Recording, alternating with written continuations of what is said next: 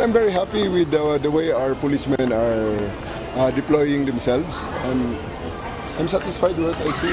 Andiyan naman ating mga pulis kasama pa ang mga barangay at may coordination sila sa mga school heads at sa mga school administrators. So we're very happy with that. Patuloy sa pagbabantay ang mga pulis sa bisinidad ng mga paaralan sa bansa sa ikalawang araw ng pagbubukas ng klase. Ayon kay Philippine National Police Chief, Police General Nicolas Torre III, araw-araw na magbabantay ang mga pulis sa paligid ng mga eskwelahan para sa kaligtasan ng mga mag-aaral, guro at mga magulang. Siyempre, kaya hanggang ngayon nandito tayo. Hindi naman nigas kuko ng ating mga operations. Alam natin na araw-araw na mangyayari na may klase na pag weekdays. So, araw-araw din ang ating deployment, may assessment na tayong ginagawa. Kaya ganoon din ang ating mga deployment. Kampante naman ang mga magulang at estudyante na mayroong pulis sa labas ng kanilang eskwelahan.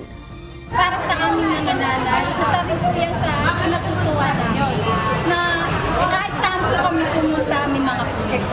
Hindi po kami nababagabag na mapahamak kasi andyan po anytime pwede kami magpa-rescue sa mga pulis. Lalo sa ating gabi, panatag din po ang loob na meron kami matatakbuhan at magsusumbungan. Nakikita po sila na talagang nagbabantay sila ng maigi para kung mas safe po kasi alam ko na kahit naglalakad ako, kahit na kasi minsan alas 3, alas 4 dahil sa mga projects na kalabas kami dito, alam ko na safe akong naglalakad sa pauwing bahay kasi maraming pulis na nagbabantay dito sa labas ng eskwelahan. Malaking tulong din para sa mga security guards ang presensya ng mga pulis sa school vicinity. Mas maganda po para sa amin dahil nakakaiwas po kami sa gulo, nakakatulong po sila sa amin, tsaka marami pong naiilang sa kanila ng mga masasamang loob. Hinihikayat din ni General Torre ang mga mag-aaral na gumamit ng 911 hotline para sa mas mabilis na police response kung kinakailangan.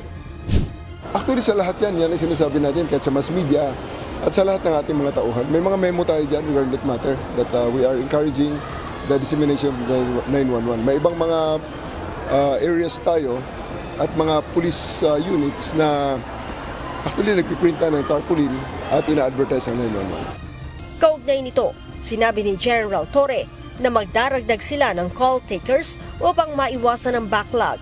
Kahapon, idiniklara ng PNP na payapa ang pagbubukas ng klase sa buong bansa. Leia Ilagan, UNTV. News and Rescue. Diyos ang aming santigan, serbisyo publiko ang aming pinahahalagahan.